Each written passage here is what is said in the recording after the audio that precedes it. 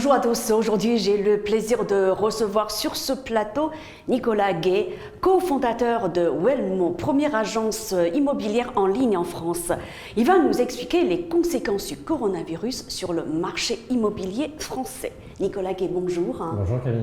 Voilà, donc vous pouvez nous expliquer en détail, si possible, les conséquences du coronavirus sur les prix des appartements à Paris et en région parisienne.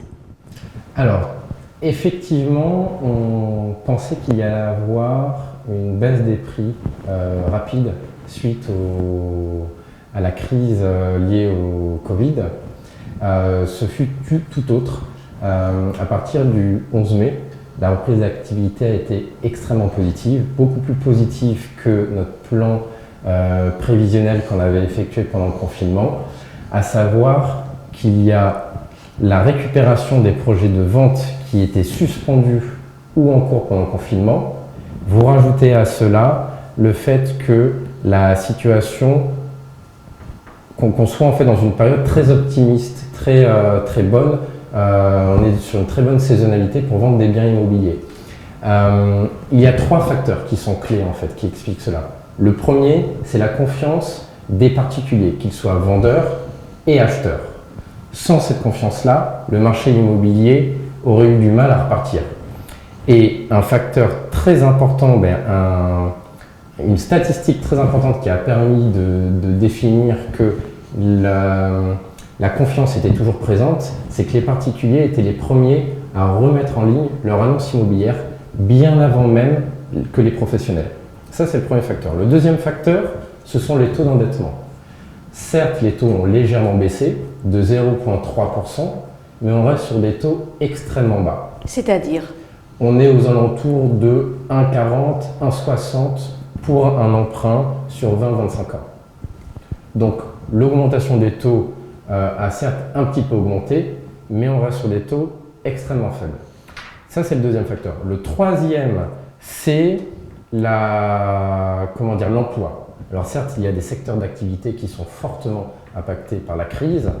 Malgré tout, on a quand même pu sauver un maximum d'entreprises, je pense, grâce aux actions de l'État, et ça a permis à sauvegarder un nombre important d'emplois, d'entreprises et donc forcément d'emplois. S'il n'y avait pas eu ce plan d'action par le gouvernement français, forcément beaucoup plus d'entreprises auraient été en difficulté, il y aurait eu beaucoup plus de pertes d'emplois et par conséquent beaucoup plus compliqué pour emprunter vis-à-vis des banques. Donc vu que ces trois facteurs-là sont assez positifs, la confiance des ménages, les taux d'endettement toujours très intéressants, plus l'emploi qui en majorité reste sauvegardé. Certes, il y a des entreprises qui mettent la clé sous la porte et donc certains emplois qui ne sont plus, mais c'est plutôt positif, même très positif. Sur les trois facteurs que vous venez de citer, il n'y en a qu'un seul qui m'a convaincu, c'est le taux d'endettement. On le sait, de toute façon, dans le monde en général, le taux est très bas. En revanche, pour ce qui est de la confiance, comment pouvez-vous expliquer ce niveau de confiance ? Déjà, le marché de l'immobilier reste une valeur refuge. Vous parlez de la confiance par rapport au marché immobilier. Ouais. C'est vrai que cette confiance-là, elle a été traduite, comme je le disais, par le fait que les propriétaires, les particuliers ont été les premiers à remettre leur annonce en ligne qu'ils avaient suspendue pendant le confinement, ou de mettre en ligne tout simplement leur bien immobilier sans attendre que les professionnels de l'immobilier commencent à trouver des solutions face à cette situation-là. Donc la confiance, elle s'est traduite par ces particuliers qui ont remis leur annonce. Donc l'immobilier reste une valeur refuge pour les Français, qu'ils soient vendeurs et acheteurs. Vous expliquez cette confiance par le fait que les propriétaires mettent en ligne de façon massive leur annonce. Mais est-ce que c'est le reflet d'une confiance forte? Ça pourrait être expliqué par le fait qu'ils veulent, on va dire, vendre leurs biens pour récupérer de l'argent liquide, par exemple, à cause justement du coronavirus. Alors, c'est C'est un élément très positif du fait qu'ils aient eux-mêmes pris l'initiative de remettre en vente leur bien immobilier ou de mettre tout simplement en vente. Pourquoi? La crainte que nous avions vis-à-vis de cette confiance-là des propriétaires et des acheteurs, c'est que ils soient en attente, spectateurs du du déconfinement.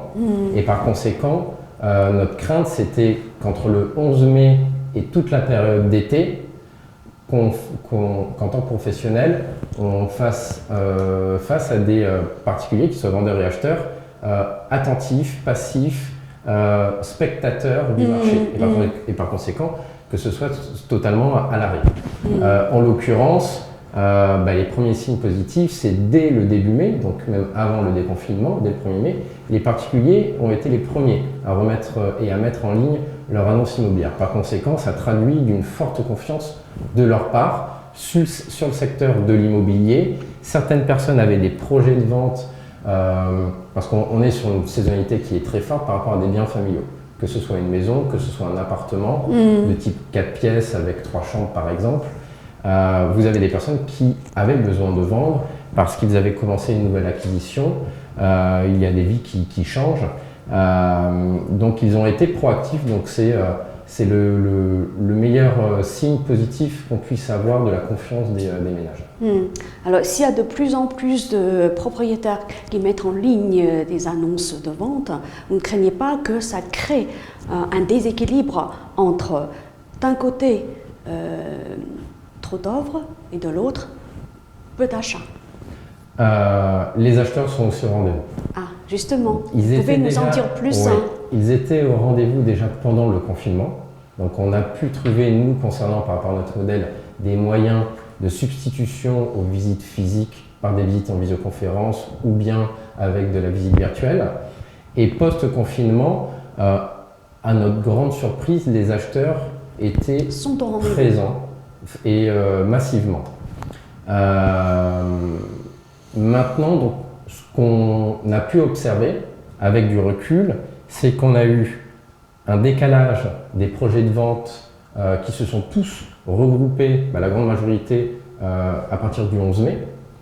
Et vous rajoutez à cela le fait qu'en temps normal, on est dans une très bonne saisonnalité en termes de transactions immobilières. Les deux cumulés fait qu'on se retrouve avec un mois de mai et un mois de juin exceptionnel. En ce qui nous concerne, on fait plus 100% de ventes par rapport à N-1, par rapport à l'année dernière. Donc tous les signaux sont au vert. Maintenant, est-ce que cette dynamique va perdurer sur le mois de juillet et le mois d'août? Pour l'instant, c'est difficile à dire. On ne sait pas s'il risque d'y avoir peut-être un reconfinement avec ce qu'on peut voir par exemple à Pékin. À Pékin, justement. Exactement. Donc, c'est difficile d'avoir une boule de cristal et d'imaginer demain. Par contre, ce qui est certain, c'est que la confiance est là. Les taux sont toujours intéressants, même s'ils ont un petit peu augmenté. L'emploi est un peu touché, c'est vrai. Mais dans la grande majorité, grâce aux actions de l'État, l'emploi a été sauvegardé et par conséquent, si vous avez ces trois facteurs au rendez-vous, le marché de l'immobilier se porte bien. Vous parliez également du risque d'avoir une demande trop forte par rapport à la demande, une offre trop forte. Une offre trop forte par rapport à une demande qui n'est pas au rendez-vous. Exactement. Voilà. Post-pré-confinement, il y a déjà un manque de logements de base. Paris est un marché très tendu. Peut-être uniquement à Paris? Pas que dans les principales villes, parce que Walmo rayonne sur Paris et sa banlieue, mais également sur Bordeaux, sur Lyon, sur Marseille. Donc nous sommes présents sur tout le territoire national.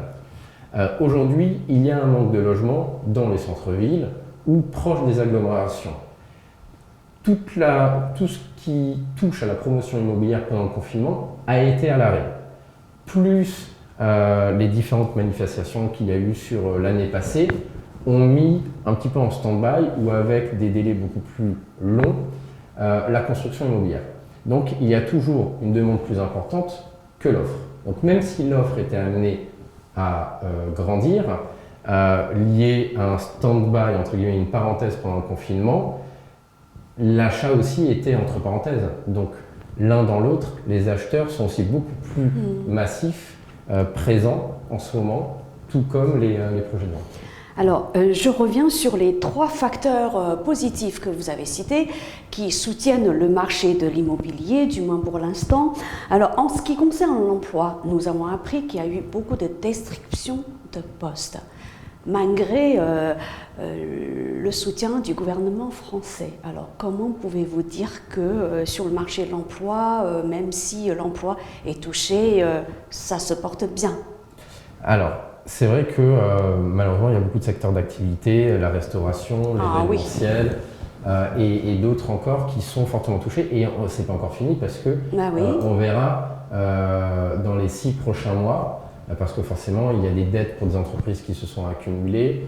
Les carnets et surtout, voilà, ils n'ont pas réalisé de chiffre d'affaires. Exactement. Surtout ça. Donc, mais forcément, toute entreprise, et on est bien placé pour le savoir, notre trésorerie, on a pris un coup pendant le confinement. Après, chaque entreprise a essayé de trouver des moyens pour essayer de faire du chiffre comme il pouvait et de limiter les dépenses.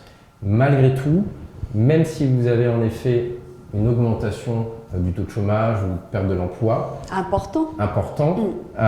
Et c'est pas sur fini, les secteurs où nous crois. sommes présents, et ce n'est pas fini, mais sur les secteurs où nous sommes présents, malgré tout, que ce soit sur Paris, proche banlieue, ou les grandes métropoles de France, aujourd'hui le constat que nous avons, c'est qu'on a des acheteurs toujours présents. La demande est là. Donc tous les vendeurs qui se posent la question, est-ce que c'est le bon moment pour vendre le bien immobilier? On leur répond oui, que ce soit sur Paris, parce que je parle de Paris et des autres villes parce que c'est souvent un marché un petit peu différent. Mais que ce soit sur Paris, Île-de-France et les principales métropoles, si vous êtes vendeur et vous vous posez la question de est-ce que c'est le bon moment pour vendre et quelle est la valeur de mon bien, alors sur le site de Walmo, vous pouvez estimer gratuitement votre bien immobilier et l'un de nos agents experts de la zone géographique affinera cette estimation gratuitement en visioconférence. Mais vous aurez une réponse claire sur la valeur de votre bien. Et la réponse à est-ce qu'il y a des acheteurs? La réponse est oui, vous avez des acheteurs. Aujourd'hui, nos agents immobiliers et nos assistants sont sous l'eau, donc tant mieux. Vous êtes combien dans votre agence? On est une trentaine aujourd'hui. Une trentaine. On recrute 200 agents immobiliers cette année. On en a déjà 10 qui nous ont rejoints le mois passé. On a une forte demande liée à l'activité qui reste soutenue et liée aussi à notre modèle qui est un modèle innovant, qui répond davantage aux besoins des vendeurs, des acheteurs, avec des outils novateurs tels que de la visite virtuelle, des visites en visioconférence. Avec la crise que nous avons vécue, forcément notre modèle est d'autant plus mis en avant avec ce qui se passe. Et on a des commissions beaucoup plus faibles qu'une agence traditionnelle. Par conséquent, c'est-à-dire, ça c'est important, on est à partir cet élément. de 990 €. Je prends un exemple. 990 €. À partir de 990 € d'honoraires fixe. Je donne un exemple. Sur Paris, la moyenne d'un bien immobilier est de 500 000 €. C'est à peu près 50 mètres carrés. C'est la valeur moyenne d'un bien immobilier sur Paris. Nationalement, on est aux alentours de 220 000 €. Et ce que traite Walmo, on est sur une moyenne d'à peu près 400 000 € pour la valeur de nos biens immobiliers. Si on prend l'exemple de 500 000 €, une agence traditionnelle prend 5% de commission, soit 25 000 €. Walmo prend à partir de 990 €. C'est 25 fois moins élevé qu'une agence traditionnelle. C'est énorme. Comment expliquez-vous cette compétitivité de votre agence? On a repensé le métier d'agent immobilier qui nous a permis de repenser le service qui était proposé aux propriétaires. Quand je dis repenser le métier d'agent immobilier, c'est qu'on a automatisé beaucoup de tâches chronophages à faible valeur de l'agent immobilier. À savoir la confirmation par mail pour effectuer des visites, la demande de disponibilité du vendeur pour effectuer des visites, une interface personnalisée au vendeur qui permet de suivre la commercialisation de son bien, quand il y a des visites, quelle date, quelle heure, quels sont les coordonnées des acheteurs, les retours d'après-visite, donc les feedbacks, les négociations, tout ça mis bout à bout permettent de gagner du temps considérable à l'agent immobilier. Ce qui permet donc à l'agent immobilier de se concentrer sur l'estimation du bien immobilier, la valorisation du bien immobilier avec des photos faites par un professionnel, de la géolocalisation, de la visite virtuelle, des plans, et sur l'accompagnement, bien évidemment, du propriétaire sur tout le processus de vente. Par conséquent, on maximise ses chances de vente au propriétaire et on lui permet d'avoir un net vendeur, donc de vendre à un meilleur prix son bien immobilier, tout simplement. Quel est le prix du mètre carré pour un appartement en région parisienne, par exemple? Alors ça dépend si vous êtes sur la région parisienne Est, Ouest, Nord, Sud, tout dépend. Dans l'Est, comment ça se passe? Alors, vous avez des disparités en fonction des zones géographiques. Je vais parler de manière globale. Avec le Grand Paris, vous avez les prix. Alors, on avait tendance à dire pré-confinement, Covid, que les prix liés au Grand Paris allaient monter, également avec les JO, que les prix allaient augmenter. Maintenant, la question est est-ce que les prix vont baisser? On a tendance à entendre cette question-là. Aujourd'hui, mais déjà, le prix, il est de combien? Oui. Alors, on ne constate pas de baisse de prix. Les prix peuvent varier entre 4 000, 5 000, 6 000, 7 000 euros le mètre carré, même 10 000 euros le mètre carré si on prend par exemple Vincennes. En tout cas, les prix stagnent. Pour avoir une idée précise de la valeur du bien immobilier, il suffit d'aller sur notre site et taper l'adresse, parce que c'est vrai que vous aurez une disparité entre un rez-de-chaussée, entre un appartement sur cour ou sur rue, un dernier étage, tout dépend de l'agencement de votre bien. Une petite surface, prix au mètre carré, est plus important qu'une grande surface. Donc beaucoup de facteurs sont importants pour estimer précisément la valeur d'un bien immobilier. Au centre de Paris, alors, quel est le prix du mètre carré? C'est vrai qu'on peut faire... On va dire que c'est 10 000, ça dépasse un petit peu les 10 000 euros le mètre carré. Maintenant, vous allez avoir des secteurs géographiques où on va pouvoir observer 8 000 euros le mètre carré, peut-être sur le nord de Paris, et sur d'autres arrondissements, 6e, 7e arrondissement, il n'est pas étonnant de voir du 15 000 le mètre carré. Donc il y a quand même des disparités du simple au double en fonction des secteurs, des arrondissements de Paris. Beaucoup de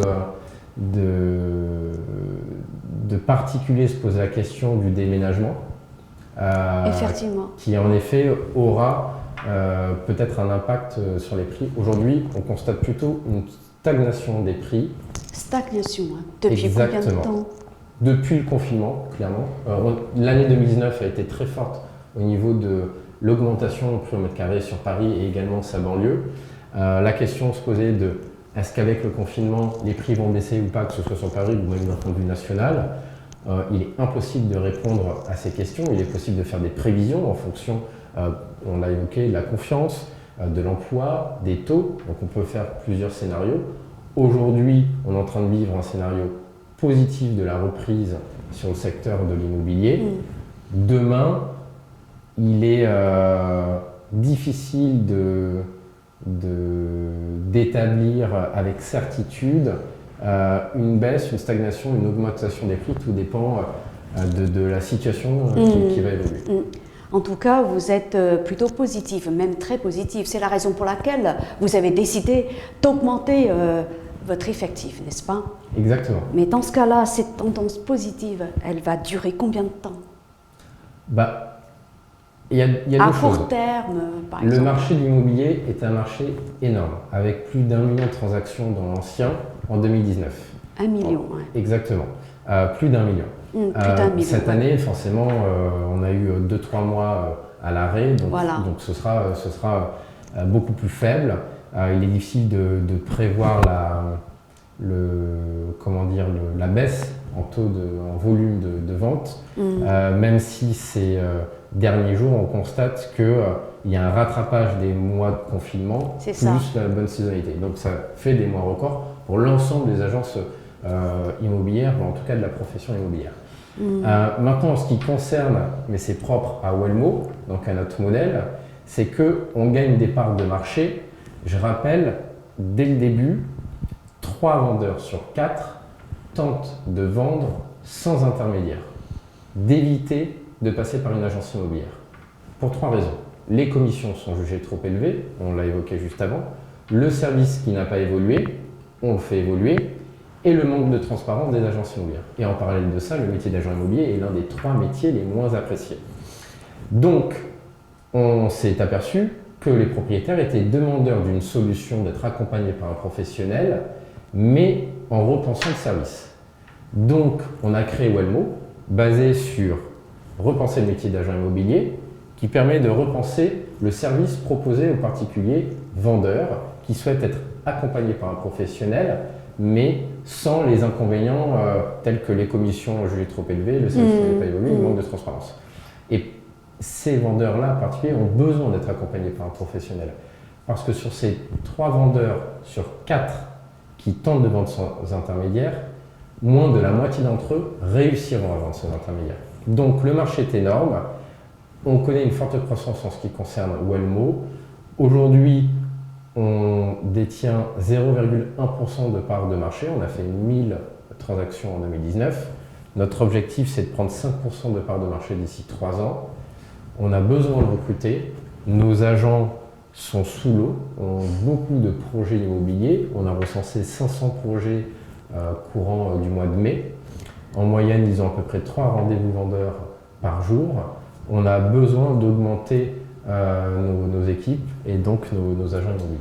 Oui, ces rendez-vous, ça se localise essentiellement en Île-de-France? Sur toute la France. Sur toute la France. 40% de nos ventes sont sur Paris, 30% sont sur la banlieue parisienne et les 30% restants sont sur les principales villes de France. C'est-à-dire? Bordeaux, Lyon, Marseille, Nantes, Lille, Strasbourg. Et on a encore de la demande sur d'autres communes. La force de notre modèle, c'est de pouvoir vendre partout en France, sans forcément se déplacer. Alors souvent on nous demande, comment vous faites? On a un outil sur notre site qui permet d'établir une estimation immobilière assez précise avec une fourchette de prix, basse, moyenne, haute. Il est possible aux vendeurs ou aux prospects de prendre rendez-vous en ligne avec notre agent expert de sa zone géographique pour affiner cette estimation immobilière en visioconférence. Donc il n'y a toujours pas de rendez-vous physique. Et en expliquant notre modèle, notre fonctionnement aux propriétaires, on fait intervenir à la suite un photographe professionnel. On a des photographes présents partout en France qui, en moins de 24 heures, se déplace à votre domicile, fait le shooting photo, la visite virtuelle, les plans.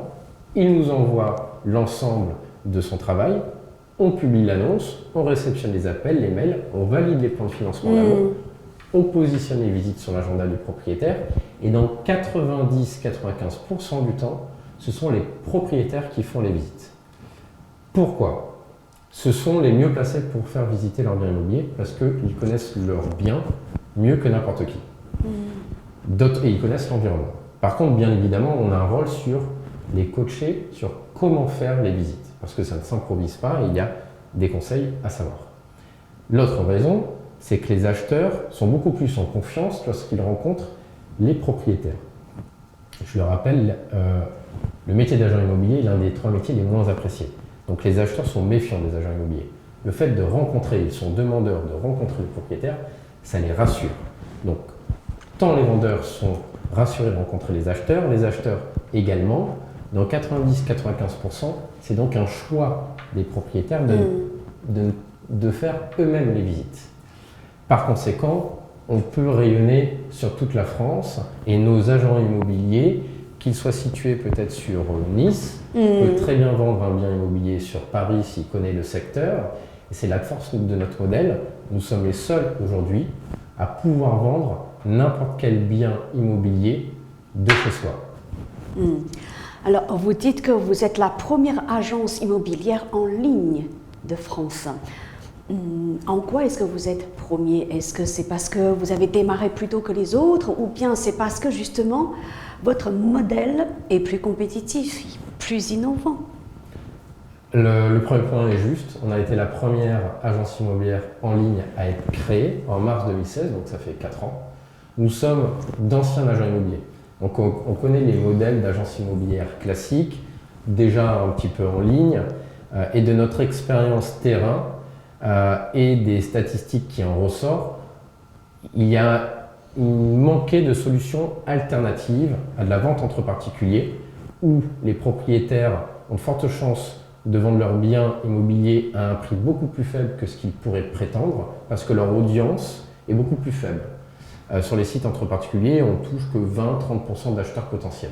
D'autre part, ça ne s'improvise pas d'être agent immobilier, la valorisation de valoriser le bien en termes de prix, de le mettre en valeur en termes de communication, ça ne s'improvise pas. Et puis c'est chronophage et stressant aussi. Évidemment. On ne vend pas n'importe quoi, on vend un projet de vie avec des sommes importantes.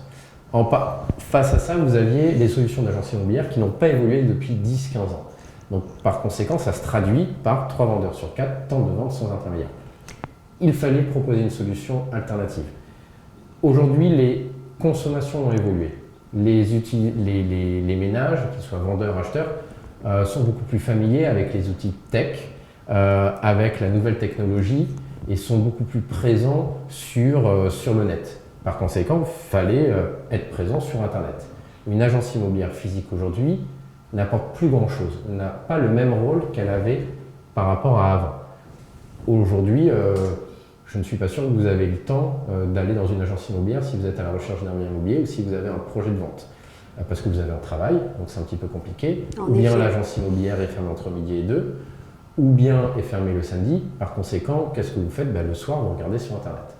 Donc, c'est pour ça qu'on a décidé de créer la première agence immobilière en ligne en France. Bien évidemment, on a un travail d'éducation, mais on a aujourd'hui 30% de nos ventes qui sont issues de la recommandation. Nous savons que nous sommes dans le vrai. Nous avons des acheteurs qui ont acheté via Wellmo, qui aujourd'hui nous confient leurs biens immobiliers. Donc ça veut dire qu'on commence à avoir un turnover et un repeat business et donc surtout une satisfaction de notre service de la part des acheteurs et des vendeurs. Maintenant, notre différenciation par rapport aussi aux nouveaux acteurs, parce que c'est vrai qu'il y a eu d'autres agences immobilières en ligne qui ont émergé. Vous devez avoir beaucoup de concurrence. Alors, nous sommes pas si nombreux que ça. En parallèle de ça, le marché reste colossal, donc il y a de la place pour plusieurs acteurs en ligne. Et tant mieux, parce que ça permet de faire connaître notre modèle de fonctionnement. Maintenant, c'est vrai que nous sommes les seuls, en tant que fondateurs, à avoir de l'expérience dans l'immobilier. C'est un métier qu'on apprend essentiellement sur le terrain. On peut se familiariser avec, mais l'apprentissage terrain, en ce qui concerne le secteur de l'immobilier, est très important. Vous rajoutez à cela tous les outils tech que nous avons développés, que ce soit le métier d'agent immobilier repensé ou le service. Nous avons été les premiers aussi à miser sur la visite virtuelle, sur les visites en visioconférence. Il est possible aux acheteurs de pré-réserver une visite en ligne. Personne ne le fait aujourd'hui, comme Airbnb ou Doctolib. Il vous est possible de réserver, de prendre en ligne un rendez-vous. Sur Wellmo, il est possible aussi aux acheteurs de prendre rendez-vous en ligne. Donc on a un temps d'avance sur notre tech et sur notre service par rapport à nos concurrents. Si on prend rendez-vous pour, par exemple, une estimation d'un bien immobilier, le rendez-vous peut avoir lieu au bout de combien de temps? Ça peut être très rapide dans la journée. Dans la journée. Imaginons, il est 9 h en ce moment, vous allez sur Wellmo, vous souhaitez prendre un rendez-vous en ligne pour nous confier ou pour parler de votre projet de vente, pour connaître l'estimation immobilière. C'est très simple, en 2 clics, vous sélectionnez la date, l'heure, vous avez un mail de confirmation, il vous est possible de prendre rendez-vous pour l'après-midi et vous allez avoir l'agent expert de votre zone géographique qui vous recontactera. Et vous allez recevoir un mail automatique avec également ses coordonnées. Est-ce que vos agents se déplacent le soir après le travail, voire le week-end, le samedi par exemple? Alors, il est possible que nos agents puissent se déplacer à la demande des vendeurs. Maintenant, on insiste sur le fait que ce n'est pas forcément nécessaire ou obligatoire. Pour les raisons suivantes. On a déjà des informations en amont sur le bien immobilier, sur le projet des propriétaires vendeurs. Maintenant, à quoi sert en fait le fait de se déplacer? C'est de connaître le bien. Avec les outils que nous avons aujourd'hui, la visioconférence, plus les datas que nous avons sur la valeur des biens immobiliers dans le quartier, de ce qui a été vendu, plus l'expertise et la connaissance métier de nos agents immobiliers, c'est amplement suffisant pour éviter de vous prendre de votre temps et de se déplacer à votre domicile. On a fait le test par rapport à des agences immobilières physiques. On a demandé à nos vendeurs, écoutez, vous avez des doutes, et c'est compréhensible parce qu'on est un modèle nouveau, même si ça fait 4 ans. Demandez à une agence immobilière de quartier de venir à votre domicile estimer votre bien immobilier. Faites estimer votre bien immobilier par un agent Walmo et comparez. Et il s'est avéré que dans la grande majorité du temps, nous avons des estimations beaucoup plus précises et beaucoup plus justes. Je rajouterai à cela, même si vous souhaitez mettre en vente votre bien immobilier sur un prix supérieur, avec Walmo, vous avez les meilleurs outils qui permettent de vendre votre bien au meilleur prix. Alors je ne dis pas aux acheteurs qu'ils l'achèteront plus cher, je dis simplement qu'on a des outils qui permettent de recenser le maximum d'acheteurs potentiels. On touche 99% d'acheteurs potentiels lorsqu'on publie une annonce. Et en parallèle de ça, nous prenons des commissions extrêmement faibles, ce qui permet aux vendeurs de gagner plus d'argent sur la vente de son bien immobilier. Quel est le profil des vendeurs et celui des acheteurs?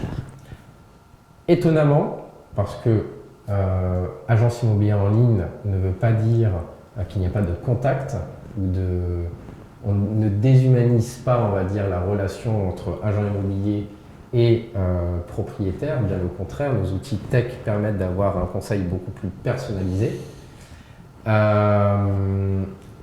Et donc, quand on a créé Walmo, on s'interrogeait sur la typologie des prospects qui rentraient dans notre site. Ouais. Et on a été agréablement surpris. Nous avons autant de vendeurs ou d'acheteurs qui sont des primo-accédants ou qui ont à peu près 30 ans que de propriétaires qui ont 50 ans, 60 ans et qui arrivent très bien à utiliser nos outils tech. C'est simple, c'est fluide, c'est efficace et par conséquent on a un panel assez large d'utilisateurs qui sont adeptes déjà des nouvelles technologies ou qui ne l'étaient pas. Par conséquent, on a des profils qui ont entre 30 ans et 60, voire même 70 ans. Au niveau de la catégorie socio-professionnelle? Alors, on est sur de la transaction immobilière, pas forcément sur de la location, donc forcément on est souvent sur des CSP, CSP+. CSP, CSP+. Exactement. Ouais. Après, il y a une disparité aussi en termes de là, secteur on parlait géographique. des acheteurs, on est bien, ou des Acheteurs vendeurs. et vendeurs aussi. Des deux côtés. Hein. Voilà. Moi, j'ai une conviction, c'est qu'il est que vous soyez, peu importe votre catégorie socio-professionnelle, il faut accéder à la propriété. Il faut capitaliser sur la pierre. Aujourd'hui, quand vous louez, vous ne capitalisez pas. Je ne vais pas dire que vous jetez votre argent par la fenêtre, mais presque. En tout cas, ce qui est certain, c'est qu'au bout d'un an de location, vous n'avez rien. Vous n'avez pas capitalisé. Et puis, il faut penser aussi à demain, à la retraite, au capital, à l'augmentation des prix. Donc, s'il vous est possible, il faut acheter. Peu importe votre situation professionnelle. Et d'autant plus que les taux restent, malgré une légère augmentation, restent très faibles. Oui. Alors, avec le télétravail, suite à la crise du coronavirus, est-ce que les grandes villes ne deviendront-elles pas moins attractives? Alors, il est vrai qu'on a constaté une augmentation du trafic sur les annonces où il y a des maisons, des jardins, des terrasses, donc souvent en extérieur des centres-villes. Ce constat, on l'a fait pendant le confinement. Entre ce constat, le rêve et le passage à l'acte de concrétiser ce projet, faut prendre avec des pincettes le retour qu'on a eu des ménages pendant le confinement qui étaient enfermés entre 4 murs et qui avaient besoin de respirer, d'autant plus que de mémoire on était sur des très beaux jours et il faisait très chaud. Donc forcément on avait envie d'extérieur et de verdure. Maintenant le passage à l'acte, c'est une autre histoire. Aujourd'hui, sur les centres-villes, que ce soit Paris ou proche banlieue ou les principales villes de France, dans tous les cas, il y avait une offre qui était bien en dessous de la demande. Une offre en dessous de la demande? Oui. Il manque d'offres sur Paris, il y a beaucoup plus de demandes d'acheteurs. Donc, même si la demande baisse dans les centres-villes pour s'expatrier, on va dire, à 5, 10, 15, 50, 100 km ou à 1 heure en train du lieu de travail. On a toujours une demande beaucoup plus forte que l'offre. Donc il n'y a pas de conséquences ainsi sur les prix des centres-villes. Par contre, c'est vrai qu'il y a plus de demandes sur des villes limitrophes au centre-ville. Maintenant, le passage à l'acte et tout autre, c'est encore récent pour en tirer des conséquences. S'il y a eu une augmentation du volume de vente sur les secteurs géographiques où on a beaucoup plus d'extérieur, de nature. Vous parlez d'organisation au travail, c'est vrai, ça c'est un facteur qui est extrêmement important. Ah oui, surtout le gouvernement encourage le télétravail. Exactement. Déjà pré-Covid, on parlait de télétravail, de home office, l'organisation du travail était en train d'évoluer. C'est clair forcément, que ce virage, excusez-moi, forcément, ça va impacter votre mode de vie. Tout à fait. Ce virage a permis une accélération sur cette organisation parce que d'une part, on était obligé de repenser l'organisation au travail et d'autre part parce qu'on a su s'adapter parce qu'on n'avait pas d'autres solutions. Donc on a su s'adapter. Donc les entreprises ont pris les mesures pour que tout se passe bien au niveau du télétravail. En ce qui nous concerne, nous on faisait déjà du télétravail, donc on incitait nos effectifs à faire du télétravail. Demain, et beaucoup d'entreprises encore aujourd'hui le font à 100%, le font à 70%, demain peut-être que la moyenne sera 3 jours au travail, après tout dépend bien évidemment de l'emploi, 3 jours au travail et 2 jours en home office. Forcément, si vous avez 2 jours de home office, il est beaucoup plus envisageable de se dire je vais peut-être décider de prendre un train, de me faire 1 heure de train. Hier, on parlait de la région de Sarthe et Le Mans. Le Mans, c'est à 1 heure de Paris. Pour avoir un équilibre familial, il sera peut-être plus intéressant de penser à aller dans un secteur géographique à moins d'1 heure en train de Paris, où le prix au mètre carré est autour de 1 700, 2 000 euros le mètre carré, vs 10 000 euros le mètre carré sur Paris. Donc oui, les habitudes, les mœurs vont évoluer, et ce n'est pas plus mal, je pense, parce que le monde évolue. Et c'est vrai que la situation et la crise que nous avons vécue, en fait, accélère ce virage-là et il ne nous a pas laissé le choix que de s'adapter par rapport à ça. Alors, une question concernant les acheteurs, surtout les primo-accédants. Avec le développement, la propagation du coronavirus, est-ce que les primo-accédants ont plus de difficultés à accéder au crédit immobilier? Alors aujourd'hui, on encourage les banques. Alors, il y avait déjà des actions, pardon, je vais commencer par là, qui avaient été prises pré-confinement sur le taux d'endettement maximal, qui est en soi très bien, qui était de 33%. 33%, Donc, bon, en soi, c'est une bonne chose. Maintenant, il y a ce qui s'est passé avec cette crise qui on ne sait pas si elle est finie, si on risque d'avoir une deuxième vague, faisant référence à Pékin. Il faut que les banques assouplissent l'octroi des prêts aux primo-accédants. C'est essentiel. C'est vrai qu'aujourd'hui, les banques sont beaucoup plus regardantes sur le projet. On commence un petit peu à constater une augmentation du refus. Donc, il est très important aujourd'hui. Une augmentation du refus. Des refus de prêts. Ça reste faible. Ça concerne surtout aujourd'hui des particuliers qui ont des emplois dans des secteurs d'activité assez compliqués. On parlait de la restauration, de l'événementiel, du tourisme aussi. Donc forcément, ces secteurs d'activité, exactement.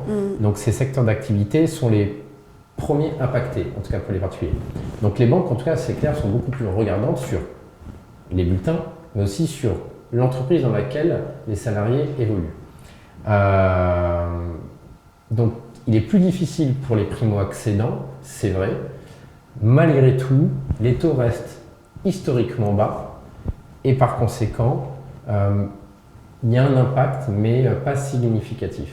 l'impact serait beaucoup plus inquiétant pour les primo-accédants et autres ménages si les taux d'endettement étaient amenés à monter. Aujourd'hui, ce n'est pas prévu, donc tant mieux pour les vendeurs et tant mieux pour les acquéreurs. Vous avez beaucoup parlé des particularités de votre modèle qui reste innovant, mais quels sont on va dire, les facteurs qui vous exposent à d'éventuels litiges avec vos clients, que ce soit côté acheteur ou côté vendeur? Comment les éviter? Les mêmes qu'une agence immobilière classique. En l'état qu'on se déplace ou qu'on ne se déplace pas, les litiges peuvent rester les mêmes. Alors c'est difficile de vous en parler parce qu'on n'a jamais eu de litige. Vous n'avez jamais eu de litige? Voilà, donc, depuis 2016? Depuis 2016, exactement. Pas un seul procès, rien du tout? Rien, et tant mieux. Il n'y a pas de raison que ça ne continue pas comme ça. Alors bien évidemment, quand on grossit, forcément il y a des imprévus qui peuvent surgir. Mais on s'est fixé comme objectif la satisfaction client. On est une agence immobilière en ligne. Mais tout le monde dit ça, satisfaction client. Oui, mais notre réputation est beaucoup plus importante parce qu'on a tout approuvé. On a approuvé un modèle. On a déjà montré que notre modèle était extrêmement fiable et positif, autant pour les vendeurs que pour les acheteurs. Il a fallu aussi rassurer, et par conséquent rassurer parce qu'on ne nous voit pas forcément physiquement en visioconférence, mais forcément il peut y avoir des doutes. Donc notre e-réputation est hyper importante. Donc si on ne fait pas un focus sur la satisfaction client du début de l'estimation à la remise des clés entre vendeur et acheteur, forcément on n'aurait pas 30 voire 35% de ventes issues de la recommandation. Nous n'avons pas eu de litige. Forcément, il y a eu des propriétaires avec qui ça s'est forcément mieux passé que d'autres. Nous faisons du B2C, donc forcément on s'adapte par rapport à différents types de propriétaires ou d'acheteurs. Mais force est de constater que notre service plaît. La façon dont nos agents immobiliers s'occupent des propriétaires et des acheteurs plaît. Donc pour l'instant, tout est positif. Dernière question. Si vous restez points à améliorer, quels seraient-ils? Il y a beaucoup de choses à améliorer encore. Toujours l'expérience utilisateur, qu'il soit vendeur et acheteur. En soi, notre offre aujourd'hui, l'offre que nous propose, est amplement suffisante. Mais on ne veut pas s'arrêter là parce qu'on veut vraiment apporter une expérience unique à nos vendeurs, à nos acheteurs. C'est un projet de vie. Et donc, on a décidé de pousser le bouchon encore plus loin dans notre offre de service. Et on ne se contente pas uniquement de faire de la vente immobilière, de la transaction immobilière, c'est qu'on propose un panel de services tout autour de la vente immobilière, lié au financement. On met en relation nos acheteurs potentiels avec nos partenaires courtiers immobiliers afin qu'ils puissent avoir les meilleurs taux et les meilleures conditions. On propose des solutions de déménagement. Souvent, quand vous vous apprêtez à vendre ou à acheter, il va falloir que vous déménagez, vous ne savez pas vers quelle société se tourner, on s'occupe de ça. Les travaux, une personne sur deux est amenée à faire des travaux dans son bien immobilier, plus ou moins importants, et vous ne savez pas vers qui vous tournez. On s'occupe de trouver le meilleur entrepreneur pour faire les travaux. L'ameublement, on n'y pense pas encore et on se dit encore moins c'est l'agence immobilière qui va m'aider. Nous sommes en train de mettre en partenariat de mettre en place des partenariats avec des sociétés d'ameublement. Et après, il y a aussi le changement d'adresse, fourniture d'énergie, assurance. Donc tout ça, ces services-là, on les propose à nos clients, qu'ils soient vendeurs et acheteurs, gratuitement, d'une part, ça ne les engage en rien. Et mieux, ils ont des tarifs préférentiels en passant par nous. Donc, on va beaucoup plus loin dans l'expérience client. Quand vous avez un projet de vente, on ne s'occupe pas uniquement de la vente de votre bien, mais on s'occupe de tout ce qui est en lien avec la vente, le déménagement, les travaux, changement d'énergie, idem pour les acheteurs. Alors les projets à venir, c'est En priorité, c'est d'augmenter nos effectifs d'agents immobiliers. On recherche des agents immobiliers qui ont soit d'expérience dans l'immobilier ou en reconversion, mais qui ont une appétence vers la nouvelle technologie et qui ont la fibre commerciale. Donc, notre priorité aujourd'hui, c'est de recruter 200 agents immobiliers parce qu'on a une forte demande entrante de projets immobiliers, que ce soit sur Paris, proche banlieue et sur les principales villes de France. La deuxième priorité, c'est d'améliorer, on va dire, notre outil d'estimation, d'être encore beaucoup plus précis, même si aujourd'hui... Aujourd'hui, ça ne l'est pas encore. Non, il est extrêmement précis. On l'a déjà amélioré il y a très peu de temps pendant le confinement, on a eu le temps, et on a un outil qui nous permet d'apporter une valeur de votre bien immobilier très précise. Mais on va aller encore plus loin. On veut être les premiers en termes de service, en termes d'expérience, en termes de satisfaction. Donc, c'est toujours d'apporter, on va dire, une meilleure expérience, une meilleure utilisation, créer de nouveaux partenaires aussi liés à la vente et à l'achat immobilier et recruter massivement des agents immobiliers qui souhaitent prendre part à une aventure professionnelle mais aussi humaine parce que forcément c'est lié. Bon succès alors. Merci Camille.